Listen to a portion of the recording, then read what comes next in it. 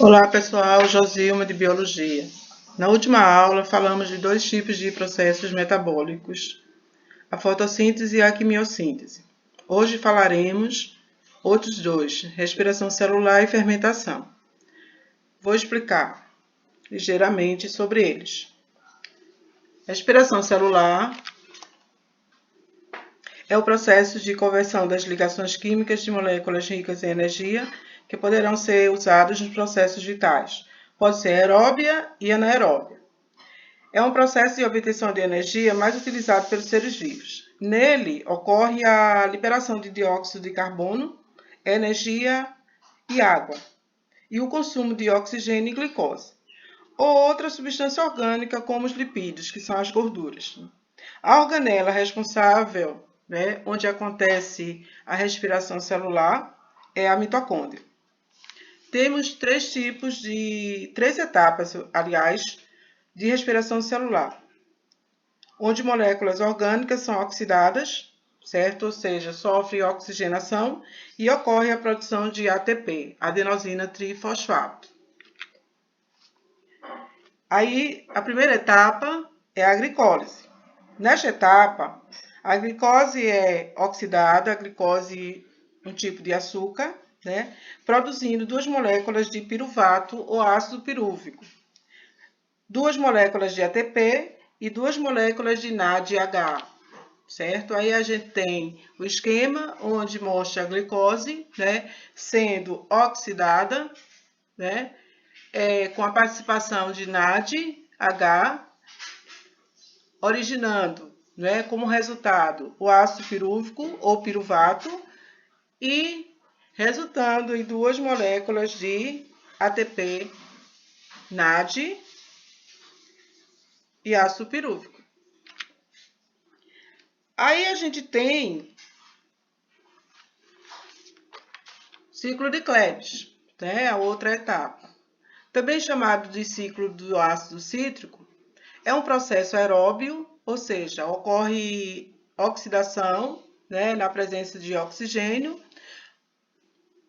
Ocorre uma oxidação completa das moléculas de energia, como carboidratos e ácidos graxos. Ou seja, ocorre a degradação de uma molécula orgânica, resultando em gás carbônico, água e energia com produtos finais, Essa energia na forma de ATP. Essa energia é utilizada nas reações que ocorrem nas células e esse processo é importante. Por quê? Porque é o principal responsável pela oxidação do carbono. Assim, alguns de seus produtos podem ser usados em reações anabólicas. Se lembra que a gente estudou anabolismo, como a síntese de aminoácidos, que são os tijolinhos que formam as proteínas. A oxidação da glicose começa na etapa da glicólise e no ciclo de Krebs tem a oxidação total. Aí a gente tem a terceira etapa, que é a cadeia respiratória. Mas antes eu ainda vou continuar no ciclo de Krebs. Cada molécula de piruvato que entra na mitocôndria forma a acetil-CoA, certo? E sendo, ela é oxidada, e libera gás carbônico. Ao final do ciclo de Krebs, são formadas duas moléculas de ATP. Lembre-se que na glicólise também são formadas duas moléculas de ATP. Aí no ciclo de Krebs são formadas duas moléculas de ATP, 6 moléculas de NADH e duas de FADH2. Aí agora, de fato, vamos para a cadeia respiratória. Todos os produtos da glicólise e do ciclo de Krebs, ou seja, o NAD e FAD, são utilizados na cadeia respiratória para a produção de ATP. ATP é a energia armazenada. Como cada molécula de NADH tem energia para sintetizar 3 moléculas de ATP, e cada molécula de FADH2 tem energia para sintetizar 2 moléculas de ATP, o saldo total da cadeia respiratória é de 32 ATP. Aí agora a gente vai para fermentação, que também se inicia pela glicólise, que com a degradação da glicose em piruvato, né, parecido com uma das etapas da respiração celular. O saldo dessa etapa também é de 2 moléculas de ATP, do mesmo jeito do ciclo de Krebs e da glicólise,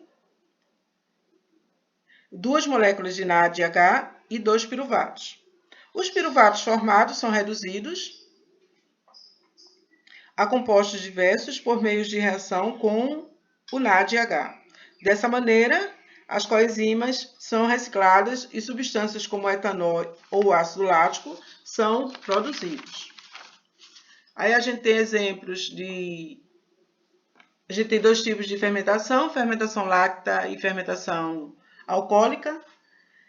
Na fermentação láctea, a gente tem como exemplo produção de queijo, iogurtes, manteigas. Na fermentação alcoólica, a produção de álcool etílico, cerveja, vinho, etc. E a gente tem um outro exemplo de fermentação alcoólica, ou seja, láctea, né? A que ocorre no corpo humano.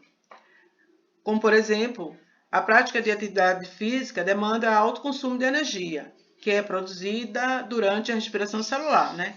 Mas se uma atividade física for muito exaustiva, o gás oxigênio pode ser insuficiente para a respiração celular e, com isso, as células começam a obter energia a partir da fermentação láctea. Esse processo gera um acúmulo de ácido lático nas células musculares, que em excesso causa dores e incômodos.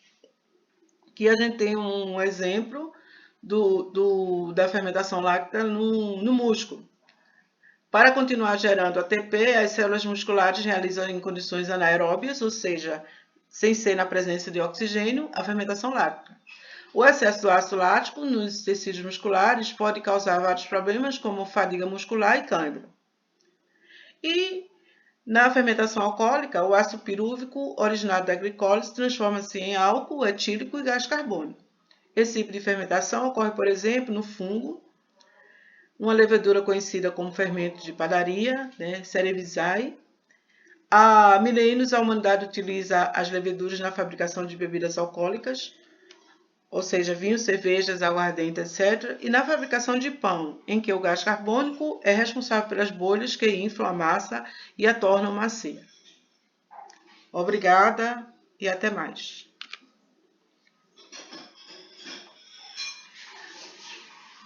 Na atividade, eu deixei a atividade junto com o slide também, para que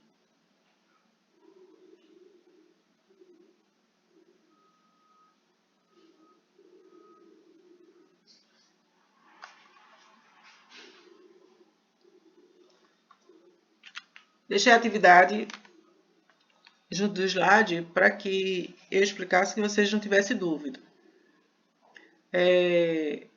Essa é a atividade da aula 2, retomar os temas abordados e vocês vão fazer mapas mentais com respiração celular, né, as 3 etapas e com fermentação, certo? Fazer a atividade em dupla, digitar no Word, o link será disponibilizado na sala virtual e no WhatsApp, enviar a atividade exclusivamente para a sala virtual. Ok, pessoal? Obrigada.